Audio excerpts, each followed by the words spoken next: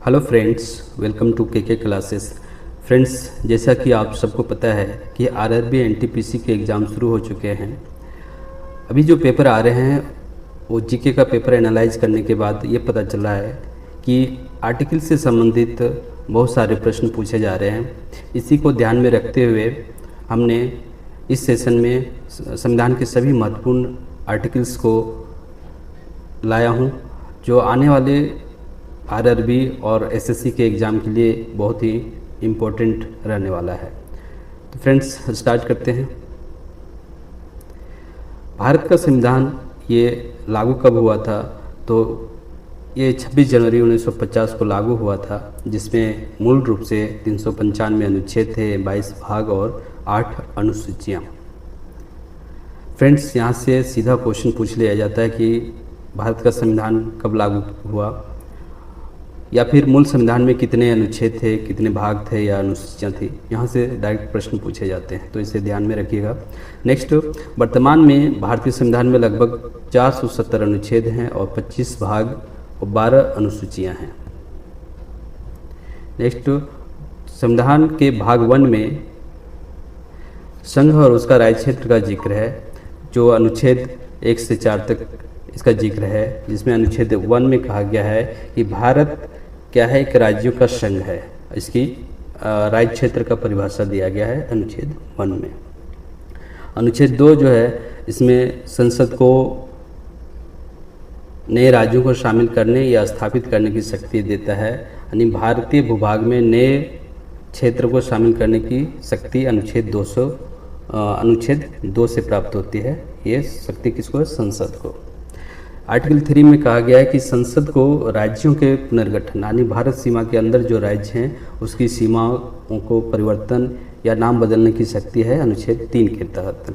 अनुच्छेद 4, इसमें यह कहा गया है कि अनुच्छेद 2 और 3 में किए गए किसी भी परिवर्तन को संशोधन नहीं माना जाएगा। ये संविधान संशोधन नहीं माना जाएगा। नेक्स्ट, भाग 2, इसमें नागरिकता का जिक्र है।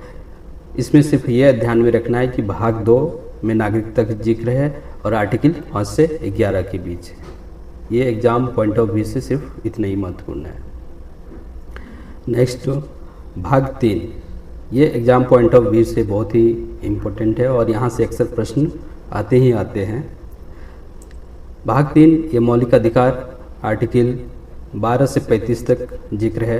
अनुच्छेद 12 में राज्य की परिभाषा दिया गया है, जिसमें राज्य, सरकार और अन्य सरकारी निकाय शामिल है अनुच्छेद 12 में। अनुच्छेद 13, इसमें कहा गया कि कोई भी कानून जो मौलिक अधिकारों का उल्लंघन करता है वह शून्य होगा, यानी वह अमान्य होगा जो मौलिक अधिकारों का उल्लंघन करता है। समानता का अधिकार, ये आर्टिकल 14 से 18 तक दिया गया समानता का अधिकार। इसमें अनुच्छेद 14 में है कि कानून के समझ समानता और समान संरक्षण का अधिकार, अनुच्छेद 14। अनुच्छेद 15 में कहा गया है कि धर्म, जाति, लिंग आदि के आधार पर भेदभाव नहीं किया जाएगा। अनुच्छेद 15 में है कि सरकारी नौकरियों में अवसर की समानता, अनुच्छेद 16। अनुच्छेद 17, ये अस्पृश्यता का उन्मूलन से संबंधित है, अनुच्छेद 17। अनुच्छेद 18, ये उपाधियों का अंत का बात करता है, अनुच्छेद 18। ये 14 से 18 समानता का अधिकार हो गया।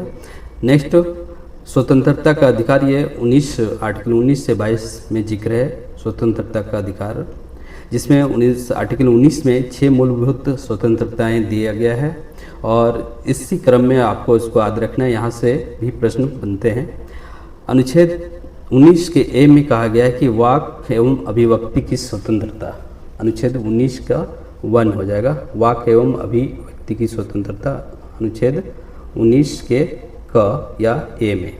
इसी में प्रेस की स्वतंत्रता की बात करता है, इसी में आर्टिकल 19 के ए में प्रेस की स्वतंत्रता भी इसी में इंक्लूड किया गया है। नेक्स्ट है बी, जो शांतिपूर्वक और निरायुध सम्मेलन का अधिकार। सी में है संगम और संघ बनाने का अधिकार। डी, भारत के किसी भी राज्य क्षेत्र अबाध संचरण का अधिकार देता है। ई में भारत के किसी भी राज्य क्षेत्र में निवास करने का अधिकार। एफ में कोई भी व्यापार या कारोबार करने का अधिकार देता है। आर्टिकल 20 ये अपराधों से सुरक्षा, ये दोहरे दंड, आत्मदोष और पूर्वव्यापी दंड से सुरक्षा प्रदान करता है। अनुच्छेद 20। अनुच्छेद 21 में है जीवन और व्यक्तिगत स्वतंत्रता का अधिकार। अनुच्छेद 21 जीवन और व्यक्तिगत स्वतंत्रता का अधिकार। अनुच्छेद 21।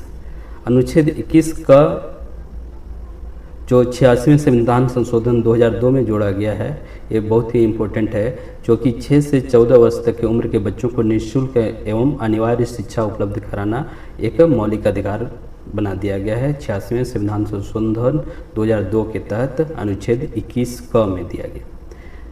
अनुच्छेद 22 ये गिरफ्तारी और निरोधक नज़रबंदी से सुरक्षा देता है। अनुच्छेद 22।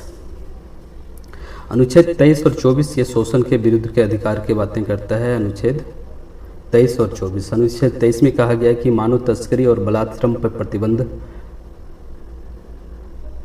अनुच्छेद 24 में जिक्र है कि 14 साल से कम उम्र के बच्चों को खतरनाक कार्यों में लगाने पर रोक, ये अनुच्छेद 24 में है। अनुच्छेद 25 से 28 ये धार्मिक स्वतंत्रता का बात करता है, धार्मिक स्वतंत्रता का अधिकार देता है। अनुच्छेद 25 से 28। अनुच्छेद 25 में कहा गया कि धर्म की स्वतंत्रता है। अनुच्छेद 25 में। 26 में है कि धार्मिक संस्थाओं की स्वतंत्रता। 27 में धर्म के प्रचार प्रसार पर कर नहीं लगाया जाएगा, टैक्स नहीं लगाया जाएगा, ये अनुच्छेद 27 कहता है। अनुच्छेद 28 में जिक्र है कि सरकारी शैक्षणिक संस्थाओं में धार्मिक शिक्षा नहीं दिया जाएगा, उस पर रोक लगाया गया है अनुच्छेद 28 के तहत। अनुच्छेद 29 और 30 ये संस्कृति और शिक्षा का अधिकार के बारे में बात करता है। अनुच्छेद 29 और 30। अनुच्छेद 29 बात करता है कि किसी भी समुदाय को अपनी संस्कृति संरक्षित करने का अधिकार है, अनुच्छेद 29 के तहत। अनुच्छेद 30 के तहत अल्पसंख्यक शिक्षण संस्थानों की स्थापना और प्रबंध करने का अधिकार है, अनुच्छेद 30 के तहत। अनुच्छेद 32 से 35 ये संवैधानिक उपचारों का अधिकार की बातें करता है, जिसमें मुख्य रूप से अनुच्छेद 32 जो है वो मौलिक अधिकारों की सुरक्षा के लिए सर्वोच्च न्यायालय में याचिका का अधिकार देता है, जो रिट्स के जारी करके सर्वोच्च न्यायालय मौलिक अधिकारों की सुरक्षा करता है। अनुच्छेद 32 ये संवैधानिक उपचारों का अधिकार, अनुच्छेद 32। और जो रिट जो है वो केवल कहाँ, हाई कोर्ट या सुप्रीम कोर्ट में ही जारी किया जा सकता है। यहाँ पे ध्यान देने वाली बातें ये है कि रिट केवल उच्च न्यायालय और उच्चतम न्यायालय ही जारी कर सकता है, अन्य न्यायालय नहीं। दूसरी बात कि रिट जो है उसके 5 प्रकार हैं। कौन कौन से हैं? बंदी प्रत्यक्षीकरण, परमादेश, प्रतिषेध, उत्प्रेषण और अधिकार परीक्षा, ये 5 तरह के रिट हैं जिसको जारी करके सुप्रीम कोर्ट या हाई कोर्ट मौलिक अधिकारों की सुरक्षा प्रदान करता है। नेक्स्ट अनुच्छेद 33 में ये संसद को सशस्त्र बलों के लिए मौलिक अधिकार सीमित करने की शक्ति देता है, अनुच्छेद 33। अनुच्छेद 34 में मार्शल लॉ का जिक्र करता है। अनुच्छेद 35 ये संसद को मौलिक अधिकार लागू करने से जुड़े कानून बनाने की शक्ति देता है, अनुच्छेद 35। तो यहाँ सबसे इम्पोर्टेंट आर्टिकल जो है वो 32 वो है संवैधानिक उपचारों का अधिकार। नेक्स्ट भाग 4 ये भी काफ़ी इम्पोर्टेंट सेक्शन है, जिसमें नीति निर्देशक तत्व के बारे में जिक्र है। आर्टिकल 36 से 51 तक, आर्टिकल 36 से 51 तक नीति निर्देशक तत्व भाग 4 में, ठीक है। अनुच्छेद 36 इसमें भी फिर से राज्य की परिभाषा दिया गया, जैसे आर्टिकल 12 में राज्य की परिभाषा दिया गया है, सेम उसी प्रकार आर्टिकल 36 में राज्य की परिभाषा दिया गया है और नीति निर्देशक तत्वों के संदर्भ में। अनुच्छेद 37 ये नीति निर्देशक तत्वों को लागू करने के लिए राज्य का दायित्व, ये अनुच्छेद 37 कहता है कि नीति निर्देशक तत्वों को लागू करने के राज्य का दायित्व है। अनुच्छेद 38 ये समाज में समानता और न्याय स्थापना करना, ये किसका दायित्व है? ये राज्य का दायित्व है। आर्टिकल 39 कहता है कि नागरिकों के लिए आजीविका और समान वेतन, शोषण से बचाव करना, ये निर्देशक तत्व है किसके लिए? राज्य के लिए। 39A ये गरीबों को निःशुल्क कानूनी सहायता करना। अनुच्छेद 40 ग्राम पंचायतों को सशक्त बनाने का निर्देश देता है अनुच्छेद 40 में। अनुच्छेद 41 रोजगार, शिक्षा और सार्वजनिक सहायता का प्रावधान करता है अनुच्छेद 41। अनुच्छेद 42 ये काम करने की स्थिति में सुधार और मातृत्व राहत की बात करता है अनुच्छेद 42। अनुच्छेद 43 ये श्रमिकों के लिए जीवन स्तर सुधारने की नीति के बारे में जिक्र करता है अनुच्छेद 43। अनुच्छेद 44 ये समान नागरिक संहिता यूनिफॉर्म सिविल कोड के बारे में जिक्र करता है आर्टिकल 44। 45 6 साल तक बच्चों को प्रारंभिक शिक्षा का प्रावधान करता है आर्टिकल 45 में। लेकिन ये 6 साल से ऊपर के बच्चों के लिए शिक्षा का अधिकार जो दिया गया है 6 से 14 साल के बच्चों का, वो आर्टिकल 21 क में मौलिक अधिकार के तहत रखा गया है। नेक्स्ट आर्टिकल 46 इसमें अनुसूचित जाति और जनजाति के हितों की रक्षा की बात करता है आर्टिकल 46।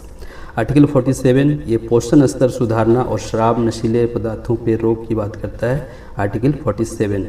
आर्टिकल 48 कृषि और पशुपालन को वैज्ञानिक तरीकों से विकसित करना आर्टिकल 48 के तहत रखा गया है। आर्टिकल 49 कहता है कि ऐतिहासिक स्मारकों और विरासत की सुरक्षा करना आर्टिकल 49। आर्टिकल 50 ये इम्पोर्टेंट है, न्यायपालिका और कार्यपालिका के कार्यों को अलग रखा गया आर्टिकल 50 में जिक्र है। आर्टिकल 50 में न्यायपालिका और कार्यपालिका के कार्यों को अलग रखना। 51 ये अंतर्राष्ट्रीय शांति और सुरक्षा को बढ़ावा देना, ये आर्टिकल 51 के तहत राज्य के नीति निर्देशक तत्व में रखा गया है। अंतर्राष्ट्रीय शांति और सुरक्षा को बढ़ावा देना आर्टिकल 51। अब एक और आर्टिकल जो 42वें संविधान संशोधन 1976 के तहत जोड़ा गया वो है मौलिक कर्तव्य, फंडामेंटल ड्यूटीज़। ये आर्टिकल 51 क में रखा गया है फंडामेंटल ड्यूटीज़, जिसके तहत 11 मूल कर्तव्य का जिक्र है, जो आप इसे देख लेंगे पीडीएफ में। यहाँ ये इम्पोर्टेंट है याद रखना कि आर्टिकल 51 क के तहत क्या मौलिक अधिकार रखा गया है, जिसमें 11 मौलिक अधिकार है। वर्तमान में 11 मौलिक अधिकार है। नेक्स्ट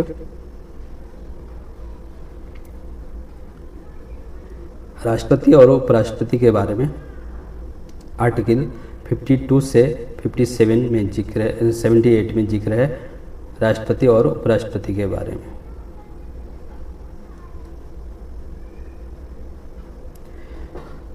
आर्टिकल 52 जिसमें कहा गया कि भारत के राष्ट्रपति का पद के बारे में कहा गया कि भारत का एक राष्ट्रपति होगा, आर्टिकल 52 में कहा गया है। और भारत की राष्ट्रपति जिसमें कार्यकारी शक्ति निहित होगी, यानी कार्यकारी की शक्ति किसमें निहित होगी, राष्ट्रपति में, ये आर्टिकल 53 के तहत जिक्र है। आर्टिकल 54 में जिक्र है कि राष्ट्रपति का निर्वाचन कैसे होगा, तो ये कैसे होगा, निर्वाचन मंडल के सदस्यों द्वारा। और इसकी प्रक्रिया क्या होगा, आर्टिकल 55 में प्रक्रिया का जिक्र करता है, तो इसकी प्रक्रिया है अनुपातिक प्रतिनिधित्व के आधार पे। 56 में कहा गया, आर्टिकल 56 में राष्ट्रपति का कार्यकाल के बारे में जिक्र है, तो राष्ट्रपति का कार्यकाल कितने होता है, 5 वर्ष। अनुच्छेद 57 में पुनर्निर्वाचन के लिए योग्यता के बारे में जिक्र है, आर्टिकल 57। 59 राष्ट्रपति पद के लिए क्या अर्हताएँ होनी चाहिए, ये 58 में है। 59 ये राष्ट्रपति पद की संबंधित शर्तें हैं।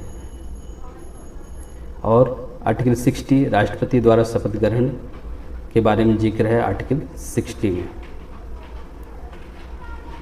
61 राष्ट्रपति पर महाभियोग चलाने की प्रक्रिया के बारे में जिक्र है, आर्टिकल 61। आर्टिकल 62 राष्ट्रपति पद में आकस्मिक रिक्ति, अगर अचानक कोई ऐसी घटना दुर्घटना हो जाए जिसमें राष्ट्रपति का पद खाली हो जाए, उस स्थिति में उस स्थिति के बारे में जिक्र है आर्टिकल 62 में। आर्टिकल 63 ये उपराष्ट्रपति पद के बारे में बात करता है, आर्टिकल 63। आर्टिकल 64 उपराष्ट्रपति राज्यसभा का सभापति होता है, ये कहा गया है आर्टिकल 64 में। आर्टिकल 65 में ये जिक्र है कि राष्ट्रपति की अनुपस्थिति में उपराष्ट्रपति कार्य करेगा, ये आर्टिकल 65 के तहत। आर्टिकल 66 में उपराष्ट्रपति का निर्वाचन के बारे में जिक्र है, आर्टिकल 66 में। आर्टिकल 67 उपराष्ट्रपति का कार्यकाल क्या होगा।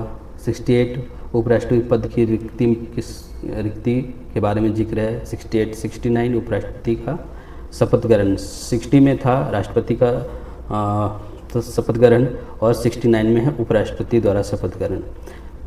अनुच्छेद 70 इसमें आकस्मिक स्थितियों के बारे में जिक्र है। अनुच्छेद 70, अनुच्छेद 71 ये राष्ट्रपति या उपराष्ट्रपति निर्वाचन से संबंधित अगर विवाद होता है उसके बारे में जिक्र है आर्टिकल 71 में। आर्टिकल 72 राष्ट्रपति की क्षमादान की शक्ति के बारे में जिक्र है आर्टिकल 72 में। आर्टिकल 74 ये मंत्रिपरिषद और प्रधानमंत्री के बारे में बात करता है आर्टिकल 74। आर्टिकल 75 में जिक्र है कि मंत्रियों की नियुक्ति और कार्यकाल क्या होगा। आर्टिकल 76 में जिक्र है कि भारत के महान न्यायवादी के बारे में, भारत के महान न्यायवादी के बारे में आर्टिकल 76 में जिक्र है। आर्टिकल 78 में प्रधानमंत्री राष्ट्रपति को जानकारी देने की जिम्मेदारी। आर्टिकल 78 में कहा गया है कि प्रधानमंत्री की राष्ट्रपति को जानकारी देने की जिम्मेवारी है। नेक्स्ट संसद, जो आर्टिकल 79 से 122 तक जिक्र है संसद के बारे में। इसमें देखेंगे कि आर्टिकल 79 जो है वो संसद की संरचना के बारे में जिक्र करता है। आर्टिकल 79 संसद की संरचना। आर्टिकल 80 ये राज्यसभा की गठन। संसद में क्या होते हैं, राज्यसभा, लोकसभा और राष्ट्रपति। तो संसद की संरचना सबसे पहले 79 में, 80 में राज्यसभा जिसे उच्च सदन भी कहा जाता है राज्यसभा, और 81 में, आर्टिकल 81 में लोकसभा की जिक्र है जो निम्न सदन होता है लोकसभा। आर्टिकल 82 में जनगणना के बाद परिसीमन के बारे में जिक्र है आर्टिकल 82। आर्टिकल 83 में संसद के सदस्यों का कार्यकाल के बारे में जिक्र है आर्टिकल 83। आर्टिकल 84 में संसद सदस्य के लिए क्या क्या अर्हताएँ होनी चाहिए इसके बारे में जिक्र है आर्टिकल 84। 85 में संसद का अधिवेशन के बारे में जिक्र है। 86 राष्ट्रपति का संसद में विशेष अधिकार के बारे में जिक्र है आर्टिकल 86। 87 में राष्ट्रपति का अभिभाषण के बारे में जिक्र है 87।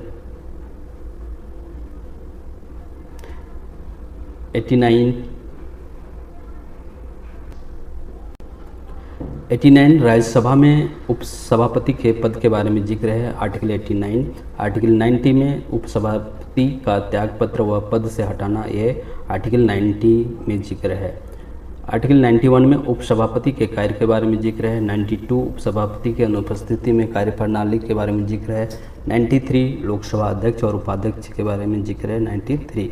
94 लोकसभा अध्यक्ष और उपाध्यक्ष का त्यागपत्र के बारे में जिक्र है। 95 में अध्यक्ष उपाध्यक्ष की अनुपस्थिति में कार्यप्रणाली के बारे में जिक्र है। 96 अध्यक्ष उपाध्यक्ष के विरुद्ध कोई प्रस्ताव लाया जाता है इसके बारे में जिक्र है। 97 में, आर्टिकल 97 में सभापति, उपसभापति, अध्यक्ष, उपाध्यक्ष का वेतन के बारे में जिक्र है।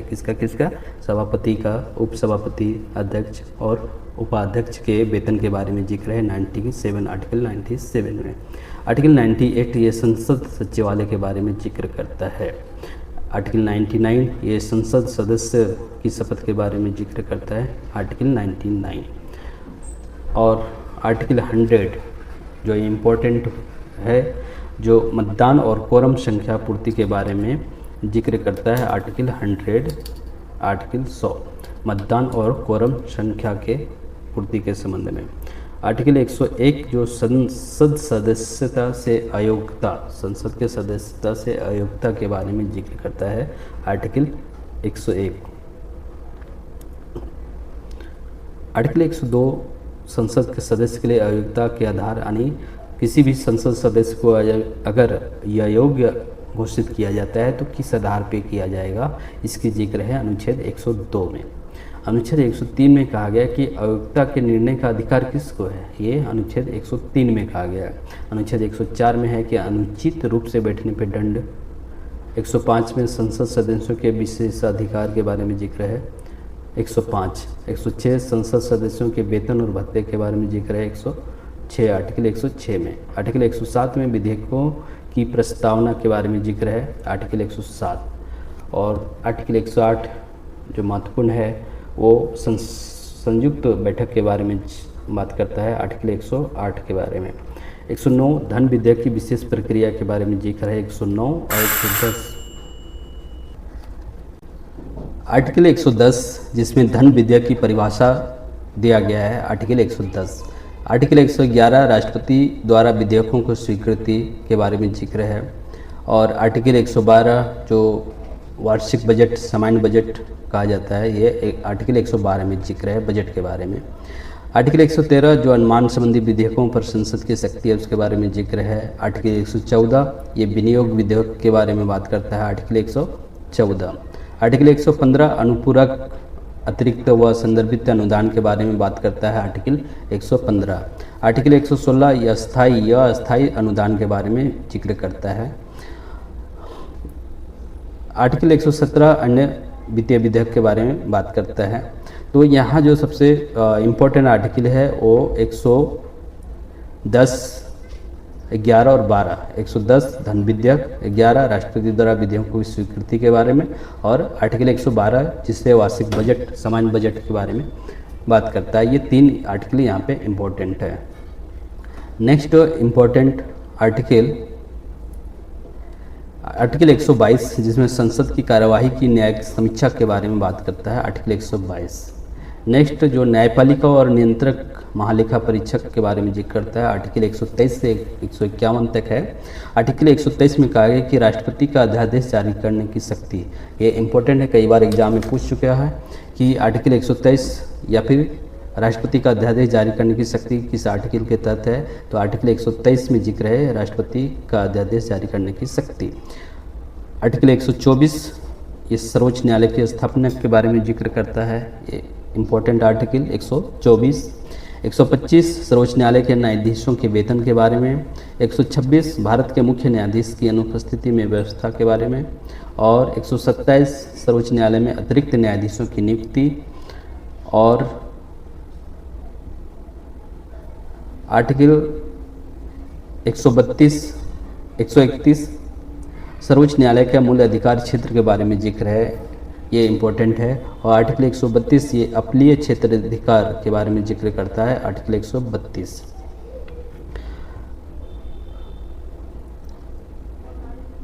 अन्य आर्टिकल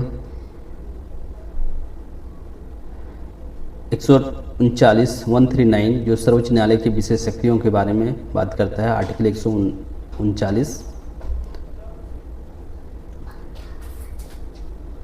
अनुच्छेद 141 जो सर्वोच्च न्यायालय के निर्णय बाध्यकारी होंगे, ये किसमें कहा गया आर्टिकल 141 में, जिसमें कहा गया कि सर्वोच्च न्यायालय के निर्णय बाध्यकारी होंगे। आर्टिकल 141 सर्वोच्च न्यायालय के निर्णय बाध्यकारी होंगे, इस कहा गया है। आर्टिकल 148 आर्टिकल 143 जिसमें राष्ट्रपति की सलाहकार शक्ति के बारे में जिक्र करा है, ये बहुत ही इम्पोर्टेंट आर्टिकल है। आर्टिकल 143 राष्ट्रपति की सलाहकार शक्ति।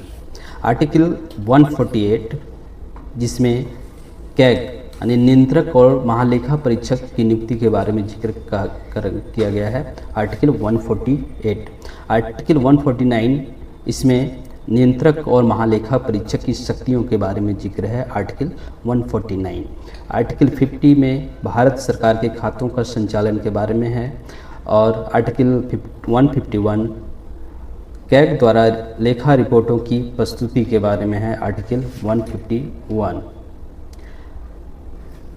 आर्टिकल 152 से आर्टिकल 237 तक ये राज्यों से संबंधित प्रावधान के बारे में जिक्र है, जिसमें आर्टिकल 152 में राज्यों की परिभाषा दिया गया है।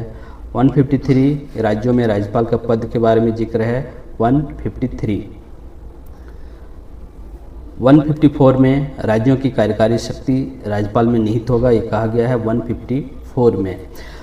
यहाँ पे देखेंगे कि जो आर्टिकल 52, 53, 54 में जो राष्ट्रपति के बारे में कहा गया है, वैसे ही बातें आर्टिकल 153 में राज्यपाल के बारे में राज्यपाल पद का जिक्र है। 154 में राज्य की कार्यकारी शक्ति राज्यपाल में निहित होगा, ये कहा गया है। आर्टिकल 155 में राज्यपाल की नियुक्ति के बारे में जिक्र है। आर्टिकल 156 ये राज्यपाल का कार्यकाल क्या होगा इसके बारे में जिक्र है। आर्टिकल 157 राज्यपाल पद के लिए अर्हताएँ क्या क्या होगी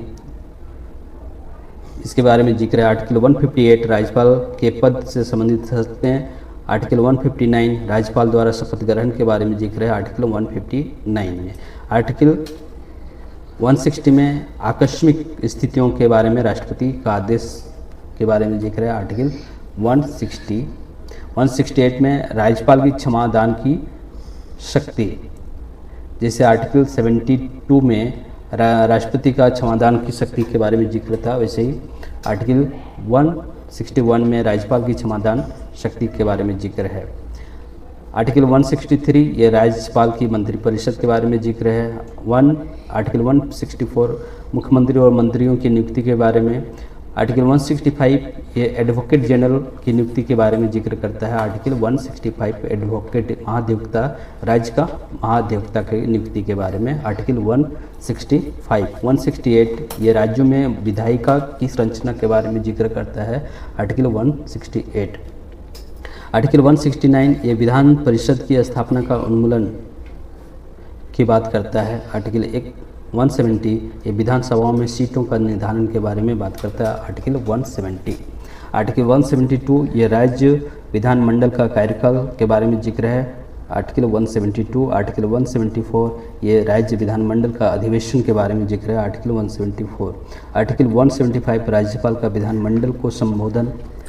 आर्टिकल 176 राज्यपाल का अभिभाषण के बारे में जिक्र है। और आर्टिकल 178 इसमें विधानसभा अध्यक्ष और उपाध्यक्ष के बारे में जिक्र है। आर्टिकल 178। आर्टिकल 200 ये राज्यपाल की विधेयकों की स्वीकृति के बारे में है। आर्टिकल 200। आर्टिकल 202 में राज्य का वार्षिक वित्तीय विवरण यानी राज्य का बजट के बारे में जिक्र किसमें है? आर्टिकल 202 में। तो राज्य के एग्ज़ाम के लिए भी इम्पोर्टेंट है ये और अन्य एग्ज़ाम के लिए भी। तो राज्य का जो बजट है वो किसके बारे में जिक्र है, किस आर्टिकल में? तो आर्टिकल 202 में। आर्टिकल 213 ये राज्यपाल की अध्यादेश जारी करने की शक्ति देता है। आर्टिकल 213 में। और आर्टिकल 123 में राष्ट्रपति को अध्यादेश जारी करने की शक्ति देता है और इसमें आर्टिकल 213 में राज्यपाल को 213 में। आर्टिकल 214 ये राज्यों में उच्च न्यायालयों की स्थापना के बारे में जिक्र करता है। आर्टिकल 214। आर्टिकल 226 ये उच्च न्यायालय की विशेष अधिकारिता के बारे में जिक्र करता है। आर्टिकल 239 ये संघीय क्षेत्रों में केंद्र शासित प्रदेशों का प्रशासन के बारे में जिक्र करता है। आर्टिकल 239। आर्टिकल 243 ये बहुत ही इम्पोर्टेंट है, ये पंचायतों से संबंधित है, केंद्र राज्य संबंध। अब ये आर्टिकल 245 से आर्टिकल 260 तक ये केंद्र राज्य संबंध के बारे में जिक्र है, जिसमें आर्टिकल 245 में संसद और राज्यों की विधायी शक्ति के बारे में जिक्र, संसद और राज्यों की विधायी शक्ति के बारे में जिक्र है। आर्टिकल 245। आर्टिकल 246 में union state and concurrence list विशेष सूची के बारे में जिक्र है। आर्टिकल 249 ये राष्ट्रीय हित में संसद की शक्ति के बारे में जिक्र है। आर्टिकल 249। आर्टिकल 262 में नदी जल विवाद से संबंधित प्रावधान है। आर्टिकल 262 में। आर्टिकल 330 ये अनुसूचित जाति जनजाति के लिए लोकसभा में आरक्षण के बारे में बात करता है। आर्टिकल 330। आर्टिकल 335 ये अनुसूचित जाति जनजाति को सेवाओं में अवसर की बात करता है। आर्टिकल 335। आर्टिकल 340 पिछड़े वर्गों की पहचान हेतु आयोग के बारे में जिक्र करता है। आर्टिकल 340। आर्टिकल 342 ये अनुसूचित जनजातियों की परिभाषित करता है। आर्टिकल 342। आपातकालीन प्रावधान जो बहुत ही इम्पोर्टेंट हैं और ये अक्सर एग्जाम में पूछे जाते हैं। आर्टिकल 352 इसमें राष्ट्रीय आपातकाल के बारे में जिक्र है। आर्टिकल 352। आर्टिकल 356 ये राज्य में राष्ट्रपति शासन के बारे में जिक्र है और अनुच्छेद 360 वित्तीय आपातकाल से संबंधित है। आर्टिकल 360। तो आपातकालीन प्रावधान 3 जो बहुत ही इम्पोर्टेंट है, 352 राष्ट्रीय आपात, 356 राज्य में राष्ट्रपति शासन, 360 वित्तीय आपात। अनुच्छेद 368 ये संविधान संशोधन की प्रक्रिया के बारे में जिक्र करता है। अनुच्छेद 368। अनुच्छेद 370 पहले जम्मू कश्मीर को विशेष दर्जा से संबंधित था, अब ये निरस्त कर दिया गया है। अनुच्छेद 370।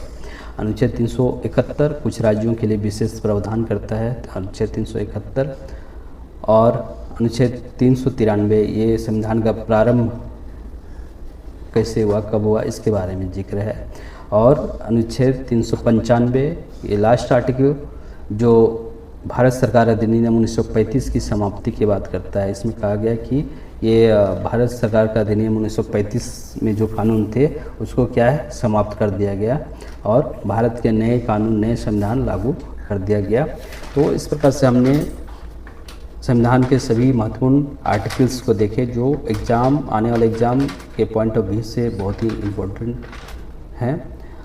फ्रेंड्स, ये वीडियो यदि आपको अच्छा लगा हो तो और भी वीडियो के लिए आप इसे लाइक करें, सब्सक्राइब करें, ताकि इस तरह के वीडियो आप तक पहुंचते रहे। Thanks for watching this video.